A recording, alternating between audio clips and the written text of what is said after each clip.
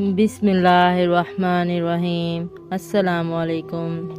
ٹیپو سلطان نے اپنے اکثر خوابوں کا ریکارڈ رکھا اور اس کے لیے باقاعدہ ایک رجسٹر بنایا۔ اسے جب بھی کوئی خواب آتا اور وہ اس کے خواب کی صداقت پر یقین رکھتا تو صبح اٹھ کر پہلا کام یہ کرتا کہ اس خواب کو ایک رجسٹر میں درج کرتا اور اسی کے ساتھ ہی اس کی تعبیر بھی لکھ دیتا۔ ہر انسان اپنے خوابوں کو چھپاتا ہے، یہ شاید اس کی فطرت میں داخل ہے یا یہ کوئی جبلی جذبہ ہے۔ بہرحال سلطان نے ان خوابوں کا ذکر اپنے عزیز ترین دوستوں سے بھی کبھی نہیں کیا اور رجسٹر تو وہ اپنے بستر میں چھپا کر سوتا تھا۔ تاریخی شہادت لندن کی انڈیا آفس لائبریری میں ایک عجیب و غریب مسودہ محفوظ ہے۔ اس مسودے میں سلطان ٹیپو کے اپنے ہاتھ سے لکھے ہوئے وہ خواب درج ہیں جن کا عرصہ تقریباً 15 سال بنتا ہے۔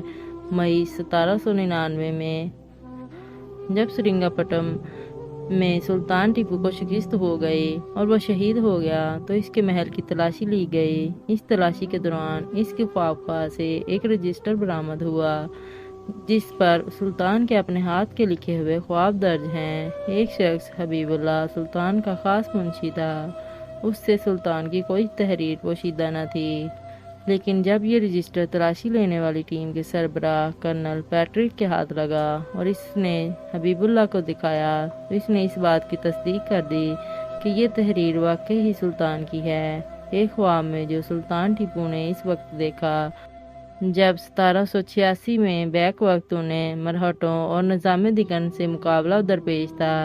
روز محشر کا نقشہ نظر کے سامنے ہے، چاروں طرف نفسا نفسی کا عالم ہے۔ اس عالم میں اضطراب التہاب میں یک ایک نہایت خوبصورت وجیح اور روشن آنکھوں والے بزرگ سلطان کا ہاتھ تھام لیتے ہیں اور پوچھتے ہیں، جانتے ہو میں کون ہوں؟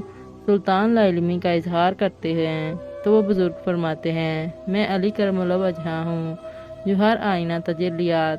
صلی اللہ علیہ وسلم فرماتے ہیں کہ میں تمہارے بغیر جنت میں قدم نہیں رکھوں گا، میں تمہارا انتظار کروں گا اور تمہیں ساتھ لے کر جنت میں جاؤں گا۔